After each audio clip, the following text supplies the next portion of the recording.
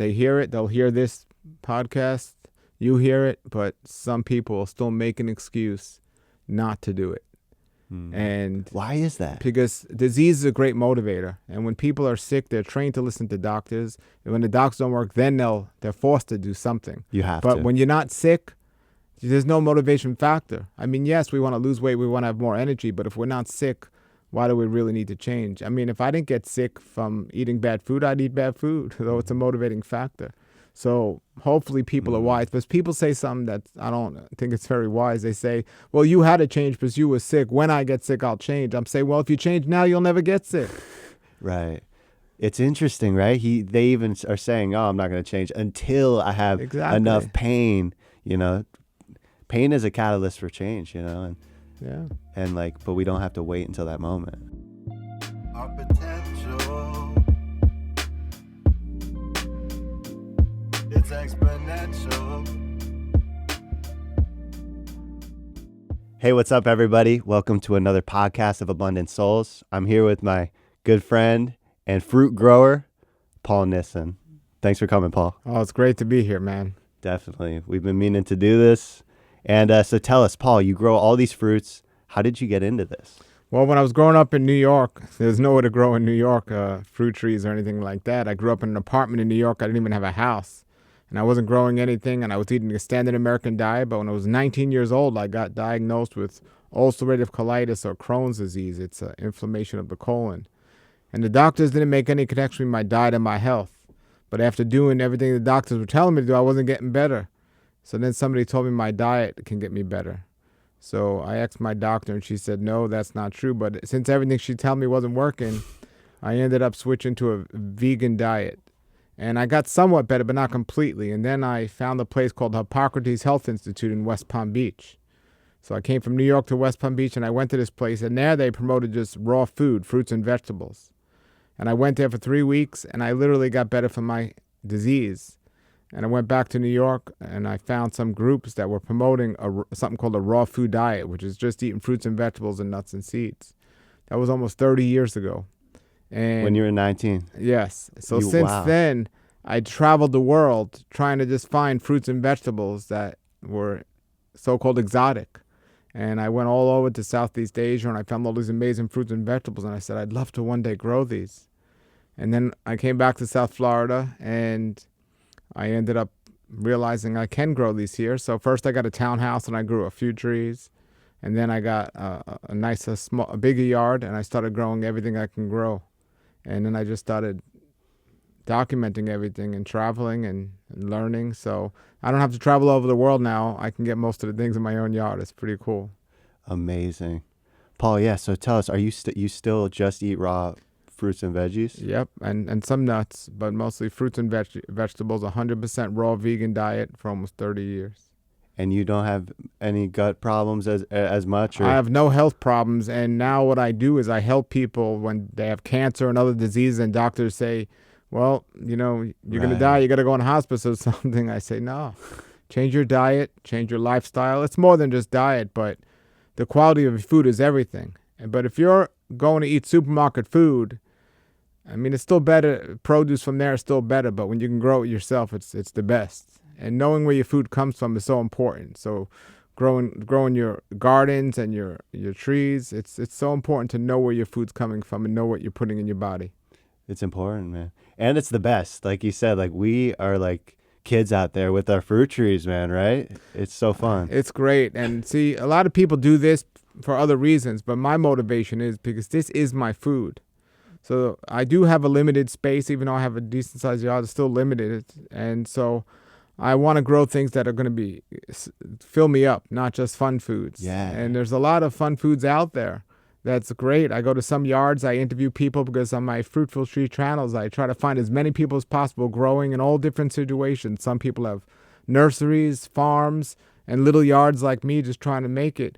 And some of the food is fun foods. Like I used to grow Jamaican cherries and those strawberries, Jamaican strawberries, and it tastes great. Yeah. But they're not going to fill you up. It's like a fun food. Yeah. But, it's like fun food. Yeah, I know what you mean. But I want stuff like a mamey and avocados and things that I'm going to eat and feel full. So I have to be very selective for my goals, and each person should grow for what their goals are. Some people just want to grow something because it's so exotic and not everyone's growing it, and that's cool. So we got to just grow for our goals. Grow for our goals. It's so true. Yeah. Because you exactly, are trying to actually eat from this every meal. That's why I was telling you, like, you're big on like moringa and a lot of the other perennial greens. And for me, like, moringa is so important because that's my multivitamin right there. Because I'm not eating, a lot of foods out there. I'm eating foods from nature. So I want to make sure I'm getting all my nutrients from my food. Yeah, the moringa, the perennial greens, katuk. Yeah. All that's great. It's good my stuff. Salad. Yeah. And so Paul, and you're also probably a little more evolved, which is why I'm stoked to have you on. Like, you've gone through a lot of seasons and realized, okay, peanut butter fruit might be a little small, like you've gone through all these things to know what you like to grow. So what are some of those things, man? Well, as I've been traveling, I get to taste all these foods. I did go to Southeast Asia and tasted most of the exotic fruits way back a long time ago. But now that I'm meeting other people and going to the yards, I'm tasting what they're growing. So, and I've made mistakes and I keep pulling stuff out, but that's how we learn. And I'm moving stuff around. Like for avocados, I thought I had the best, but I taste better. And then I got a choice. It's like, if I'm going to pull this out, now's the time to do it. I don't want to wait like 10 years and then pull it out. So I pulled a good amount of avocados out and put new ones in that tasted much better. So part of me hopes I don't taste better ones because I don't want to have to do that. But the other part of me is like, yeah, if I'm going to find better with my limited space, I'm going to either graft on top of it or pull it out. But peanut butter fruit's a great example. A lot of people haven't heard of that. Miracle berries are one of my favorites because I love fasting. That's another thing I do. I fast often. And just drinking water and lemon for a couple of days is nice. But when you add miracle berry to it, it tastes like lemonade. So I got a good amount of miracle fruit in my house as well. That's really so true, man. Like you're like raising our standard with the varieties too, right? Absolutely.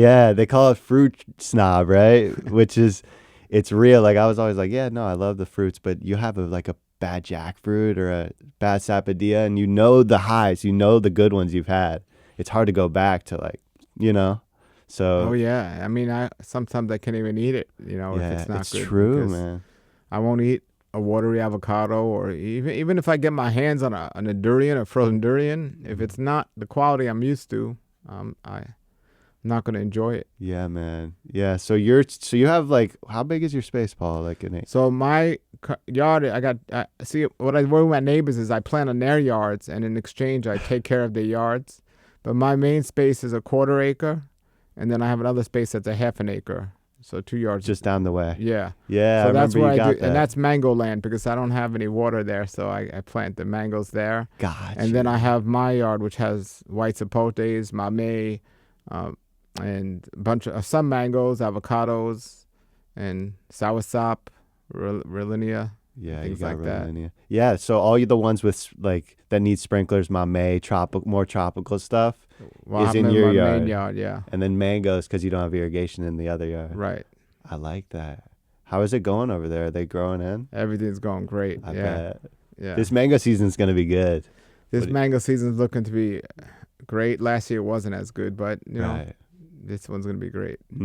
Yeah, what are some of the heavy hitters you were just telling me that you have that are fruiting? Oh, so many people don't even know about a lot of these, but lemon meringue I fell in love with when I first got my property. So I got 2 big lemon meringue trees. And I try to keep my trees on the smaller side, but lemon zest is really nice. Sugarloaf mango. There's a graham mango that tastes great. And there's so many pickering. And curry mango. Some people like that, some people don't. But yeah, I got so many. They're so amazing. Amazing. Pineapple pleasure. Yeah, loaded right now, probably. Yeah, I gotta get over there and check it out, man. Yeah, and you also what do you think about coconuts? Do you still have those coconuts in your yard? I actually, when I first moved to my property, coconuts, I was gonna just plant only coconuts because I was so into coconuts, and that's all I was gonna plant. And I was thinking about it, and I did plant in my front yard. I was trying to plant things because I live in a neighborhood that gets walked by traffic.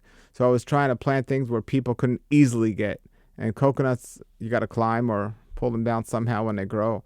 So I planted a bunch in my front yard, but they grew so big And I tried to get dwarf ones, but it didn't work out. They grew so big that they became more work than they were worth it. So I actually, and they started shading out my other trees. And I started to realize They get shady. Yeah, and palm trees aren't the best for small yards because they shade out stuff, the root systems and everything. So I don't currently have coconuts, but they're so easily accessible here in South Florida. My neighbor has more than enough where I can get from him. That's a good point. So, and also from a health standpoint, when I had a lot, I was eating a lot. And the coconut meat is delicious, but it's fattening. So I was like getting overboard with it. So it definitely is fattening. Yeah. Yeah. Yeah.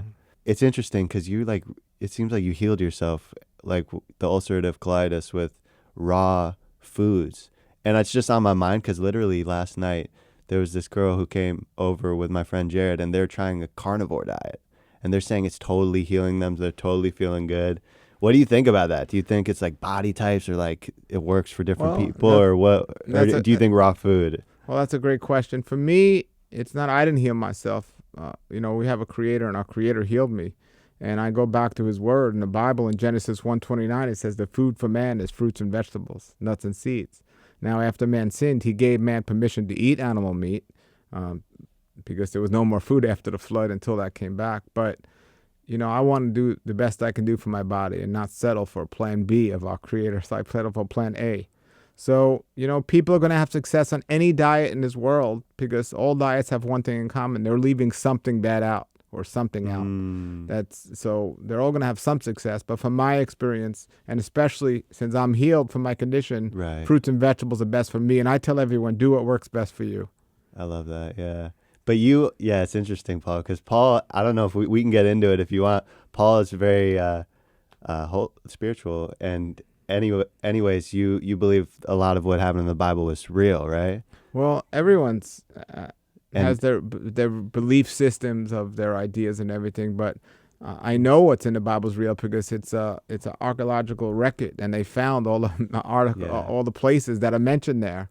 Yeah, and there's eyewitnesses to the event. So if somebody asked me, did Abraham Lincoln get shot in the head in a movie theater? I say, well, yeah. And how do you prove it? There's no video of it, but everything today's about video. But Jesus died on the cross. But all roads lead to that's the case. The Bible's interesting. Yeah. You're just like, no, but the Bible says fruits and veggies and nuts.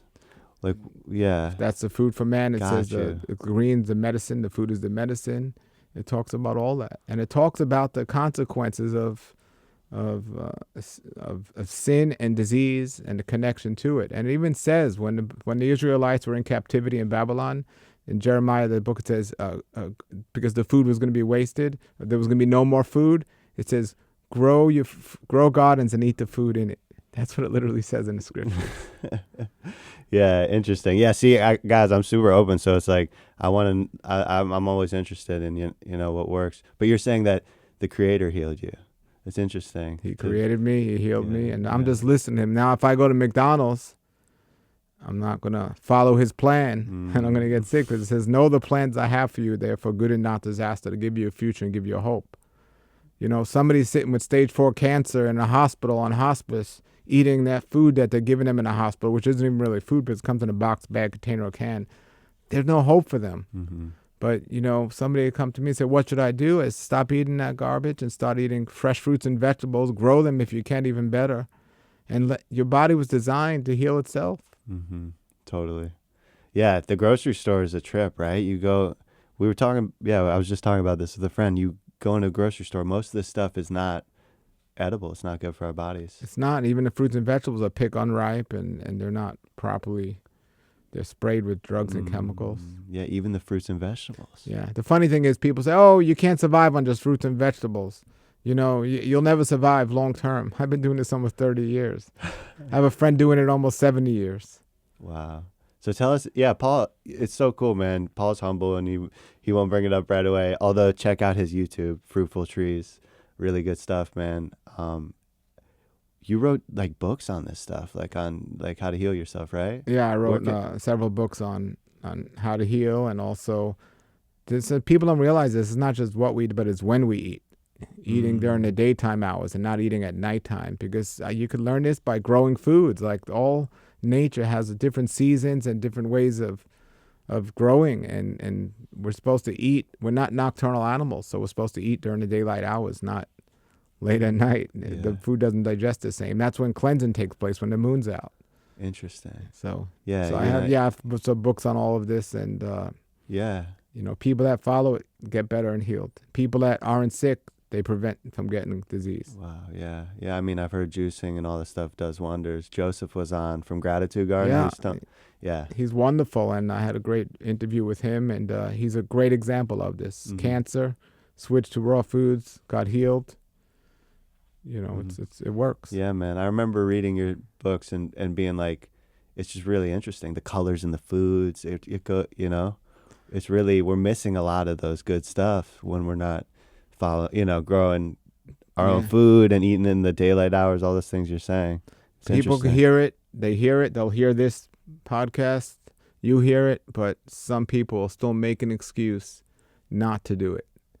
And why is that? Because disease is a great motivator, and when people are sick, they're trained to listen to doctors, and when the doctors don't work, then they're forced to do something. You have but to. When you're not sick, there's no motivation factor. I mean, yes, we want to lose weight, we want to have more energy, but if we're not sick, why do we really need to change? I mean, if I didn't get sick from eating bad food, I'd eat bad food, though it's a motivating factor. So hopefully people are wise. But people say something that I don't think it's very wise. They say, well, you had to change because you were sick. When I get sick, I'll change. I'm saying, well, if you change now, you'll never get sick. Right. It's interesting, right? They even are saying, oh, I'm not going to change until I have enough pain. Pain is a catalyst for change, and but we don't have to wait until that moment. Yeah, but food is addicting too. Think about cigarettes. People smoke cigarettes, even with lung cancer, they still smoke because nicotine's addicting. Well, food's addicting as well. It's not only addicting on a physical level, but it's also addicting on a emotional level because they have so many memories trapped around food, and on a social level. So to break out of that, but I'm telling you, it's really free knowing that, first of all, I can go days without food and fast and feel amazing because my body's clean and I don't have a big deal. But the same hand, I can eat and be satisfied on very little and be happy on very little. So it's great. So interesting. Yeah. What's the longest you fast? I fasted. I did a 30-day water fast.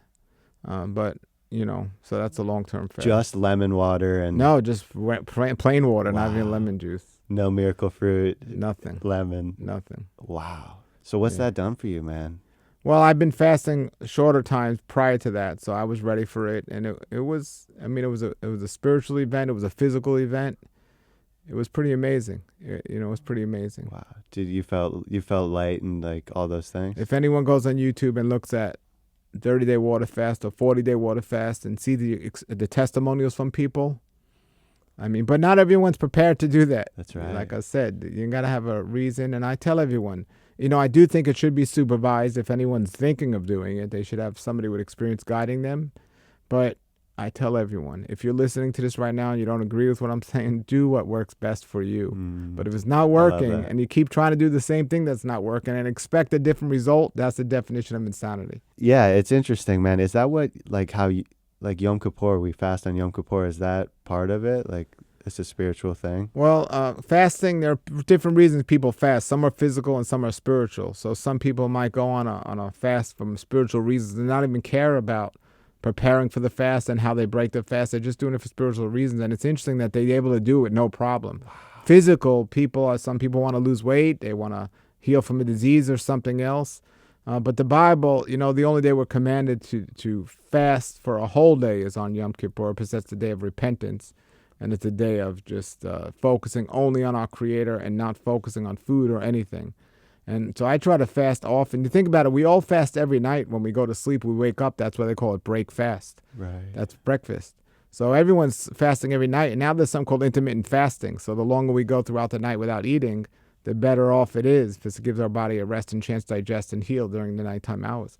So intermittent fasting is popular today. So people try not to eat in that period a long time, but it's just extending that period. So it's emotional, it's physical, and it's spiritual, and it's all that. Yeah, big time. That's interesting. The people who do it for spiritual reasons end up having smooth sailing, and people doing it for their physical health. Well, they might harder. have, the people might have a detox physically, even if they're doing it for spiritual reasons, but they don't struggle as much as those people that are just doing it for diet alone. That's so interesting. Their reasons are stronger. Yes. Yeah, so cool. So Paul, how's everything going with I know you have kids and you raise them close to the land.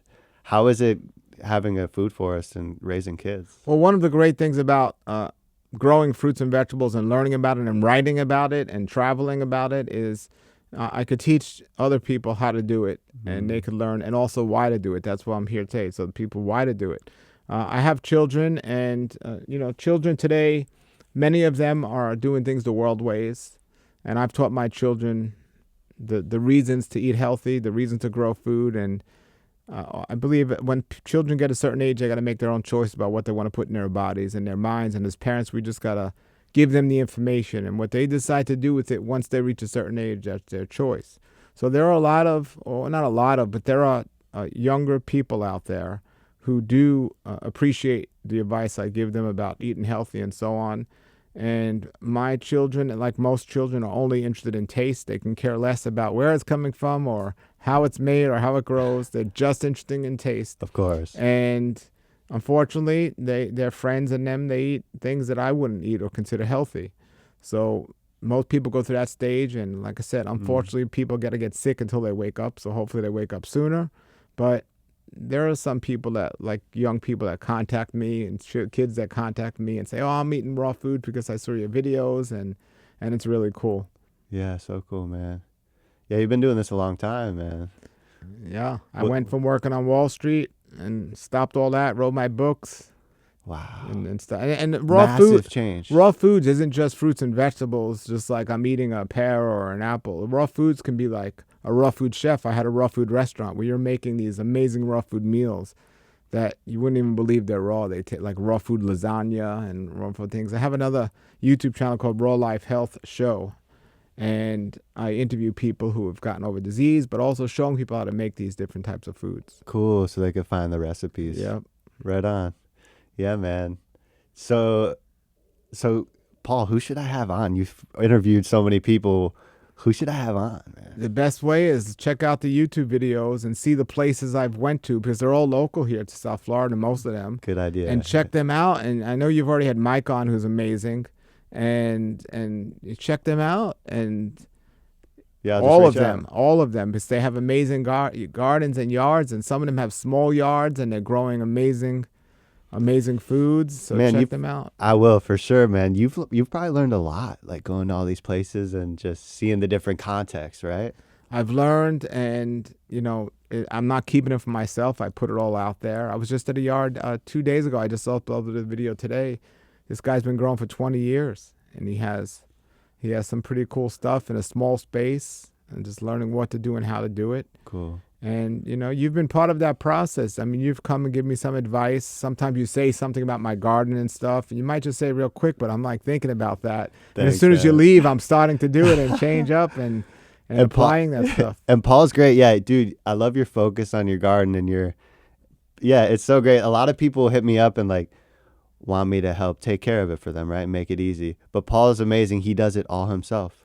He'll plant every tree and all these things, but I just want to say, you're one of the people who just hits me up to pick my brain, in the garden. But you do it so great because you implement it.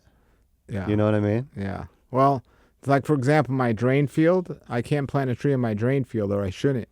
So I didn't want to waste that space. But I didn't want to plant right on the ground on the drain field because it's a drain field.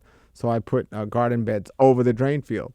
Mm-hmm. So one of my questions was to people, well, can the weight of the garden beds, because it's not just one, it's like 5 or 6, can that crush the drain field? I remember you thinking so that's about one that. of the questions that people don't ask, but I think about these things. And me too. The best way to learn is to try it.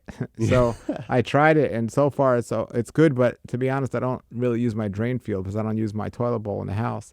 Since I don't use that, I don't know if it's messing up the drain field or not. But I'm still not going to plant a tree in the drain field just in case. But I'm part of me thinks maybe I should, since I don't use my toilet. Maybe I could use my drain field in my house or something. Right. Or grow trees there. It is tuning into that, right? Like, yeah, like let's put it into effect, see how it goes, right? Observation. Yeah. And getting better. But let's get into that, Paul. Composting toilets. Isn't that how you use the bathroom at your place? Even before I had a bigger house, even when I had a townhouse, I was composting. Get out of here. I mean, I've always composted my food. Even in Brooklyn and New York, I used to freeze my scraps and bring it to a local community garden. So cool. That was my food scraps. But that's when I was living on a 3-story apartment or something. But now I have my own yard.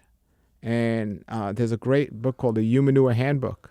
And I found out about humanure. And so you can recycle your own. Waste is only something that people name, but it's one man's waste is another man's treasure. So I have compost toilets, and I compost that, and it regenerates into the best soil you can find. So nothing goes to waste. I'm big on waste free, or having little waste, not using a lot of plastic and stuff. Just using things, efficiently. So I use that with everything. And compost toilets are wonderful. I have them in my house, and we all use them, and they're wonderful. They're wonderful, yeah. And it has a negative connotation, right? But like you said, it's a resource. I did a video where I actually had people come to my house blindfolded, and I had a compost toilet right next to my bed in my room. And I said, what do you smell? And people were like, oh, I smell roses. Oh, it smells great in here. And then I would take the blindfold off and they would see it. People don't understand. A compost toilet doesn't smell, and it doesn't attract bugs, and it's amazing. And I actually have a compost toilet in my house right now, right next to my bed. So a lot of people might be like, oh, that's insane. Like, how does that work? How could someone integrate that? Look at on the internet, Humanure Handbook. A Humanure Handbook. Yeah, Humanure Handbook. I read that. I remember in North Carolina. It's amazing, and it's very. I'm learning with that also, because I know how to build one, and it's cheap to build. You could build one for under $40, but you don't even need to build one. I found another way that I'm going to make an updated video about how you could do it even easier. But cool. I know some people that they won't admit it because the subject. But I know some people, they don't even use a compost toilet. They'll just go under their tree, and just like a dog, they'll just go right under their tree. This is awesome. We didn't know we'd be getting this today, guys. Well, let's go. It's real though. Yeah. We talked about it at the permaculture convergence, and it is. I really do think it's the future, which is insane to think about. What do you think about that? Well, it's the past, not just the future. Right. I mean, it's bringing back the past, like our ancient ways. Yeah. But why would that be beneficial as opposed to pumping it in and reusing? Well, even the Bible says to take a spade and go off your outside your dwelling and bury your feces. Does it? But so if you think about it, flushing a toilet and putting that into the sewer system, and they recycle that water that you end up drinking. Right. It's absolutely crazy. It's crazy. And it's just insane, So, but if you put that under a tree, and all those nutrients are going into the root system of that tree, that's why my trees look so great. That's right. Yeah. It is. I bet that is part of it. Yeah. Some people, they come to my house like, oh, you got all this fruit. Can I have some fruit? I'm like, yeah. They said, what do you use for fertilizer? And I tell them, they're like, well, maybe I don't want some. So it saves me people from taking my fruit.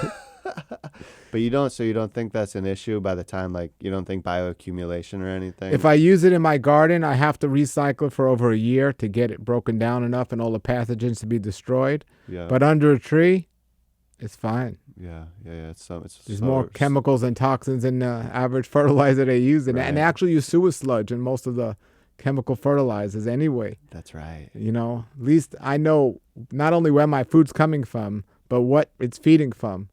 And I know, and for me personally, I know what I put in my body. I'm eating healthy. I'm not doing drugs and things like that. So I know what's in my food. I know what's in my poop, and I know what's growing on my tree. It's like responsibility almost. I call it more organization. If you're organized, you're responsible. If a person that's disorganized is not responsible. Yeah, totally. So just organizing your life. Yeah. In these many ways. I teach my children, it's one of the most important lessons is to be organized. You can accomplish anything if you're organized, but if you're not, you'll have a tough challenge with everything. And that includes growing trees, learning about how to spray trees, learning about how to grow gardens. You know that. You got to be organized. When you go to put in a garden, and by the way, if anyone's looking to put in a garden, check out Jack and contact him, because it's amazing stuff he does. But when you go to put in a garden, you go to someone's house, if you don't have some of the pieces, or if you don't do the best job, it's not going to come out the best. But if you're organized, you know what you need, and you got everything you need, it's going to be easier to do. and it's going to grow like it's supposed to. I love that. That's a great lesson, guys. Yeah, because Paul, he gets stuff done. Every day I'm going over there. You're putting in a new tree. And that's part of our, right? We have calendars and we have these things. But as growers, like myself included, we're like artists, It's easy to just be like scatterbrain, right? But it is important to, like I've learned that on my path too, just having to dial that in. And, Well, when I first got the property, I just put everything in. I just tried to get things in.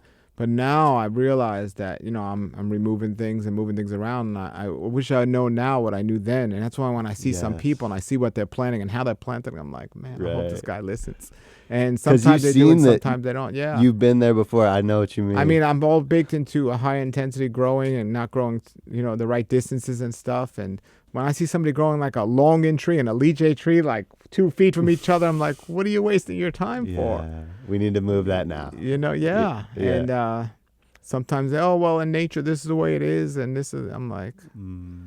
It is good to be intentional, right? That's what it is, design and making it all work. Yeah. I mean, making it work the most efficient because, we don't just want things to grow. We want to get fruit. We want to. We can make anything grow. Anything can grow anywhere. But if you're not getting fruit on it, what's the point? You got to look at what's your ultimate goal. So my ultimate goal, like I know some people growing durian trees. They're not going to get durian fruit here in South Florida. But their goal is, I want to say I grew a durian tree. Right. And it's like, great if that's your goal. But if your goal is to grow durian fruit, then. You haven't seen them fruiting around here? They won't fruit here in South Florida. Yeah, I mean, I don't think so either. Yeah. But people are trying a lot of breadfruits. Breadfruit will grow out here. It will fruit. Yeah. Durian will not. Hopefully global warming will change that. Yeah. Yeah. Which isn't a bad thing, like people say. I mean, especially if I can get durian in South Florida. I just spoke to somebody in Puerto Rico, and they grow durian out there. Yes. Durian grows great in Puerto Rico, and we're not too far from Puerto Rico. It's true. Yeah, the Caribbean, it's amazing what you could do down there. It's like all those ones in Borneo and stuff that you're eating, you could grow down there. See, we could have some summers that are hot, but we could also get cold fronts, and the cold fronts is what kills all that from being realistic. That's it. Even in Miami and stuff. Even in Miami, yeah. Yeah, they have big greenhouses because of that. Yeah. Mm-hmm. Paul, man, I wish we could go on and on. I love talking about this stuff with you, and I appreciate you coming. Let's do this again, man. Whenever you want, man. Yeah. It's all about learning and growing, right? That's it. I appreciate your willingness to share, like you said, and just like you're not keeping it for yourself, and that means a lot. I'm in the boat with you, man. That's why I feel really connected with you. And yeah, is there anything else you want to share with the people before we take off?